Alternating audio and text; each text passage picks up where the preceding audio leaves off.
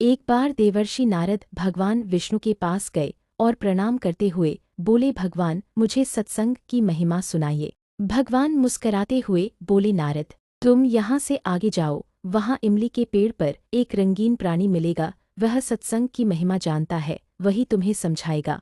नारद जी खुशी खुशी इमली के पेड़ के पास गए और गिरगिट से बातें करने लगे। उन्होंने गिरगिट से सत्संग की महिमा के बारे में पूछा। सवाल सुनते ही वह गिरगिट पेड़ से नीचे गिर गया और छटपटाते हुए प्राण छोड़ दिए। नारद जी आश्चर्यचकित होकर लौट आए और भगवान को सारा वृत्तांत सुनाया। भगवान ने मुस्कराते हुए कहा, इस बार तुम नगर के उस धनवान के घर जाओ और वहाँ जो तोता पिंजरे में दिखेगा उसी से सत्संग की महिमा पूछ लेना।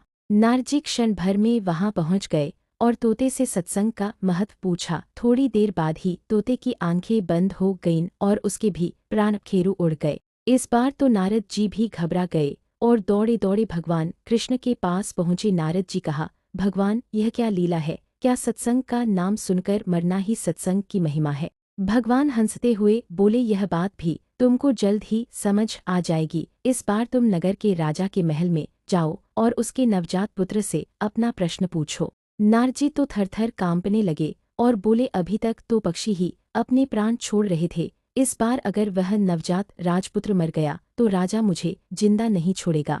भगवान ने नारद जी को अभयदान दिया। नारद जी दिल मुट्ठी में रखकर राजमहल में आए, वहां उनका बड़ा सत्कार किया गया। अब तक राजा को कोई संतान नहीं थी, अतः पुत्र के जन्म पर बड़े आनंदोल्लास से उत्सव मनाया जा रहा था। नारद जी ने डरते डरते राजा से पुत्र के बारे में पूछा। नारद जी को राजपुत्र के पास ले जाया गया। पसीने से तर होते हुए मन ही मन श्रीहरि का नाम लेते हुए नारद जी ने राजपुत्र से सत्संग की महिमा के बारे में प्रश्न किया। नवजात शिशु हंस पड़ा और बोला, महाराज चंदन को अपनी सुगंध और अमृत को अपने माधुर्य का पता नहीं होता, ऐसे ही आप अपनी महिमा नहीं जानते, इसलिए मुझसे पूछ रहे हैं। वास्तव में आप ही के क्षणमात्र के संग से मैं गिरगिट की योनि से मुक्त हो गया और आप ही के दर्शन मात्र से तोते की क्षुद्र योनि से मुक्त होकर इस मनुष्य जन्म को पा सका।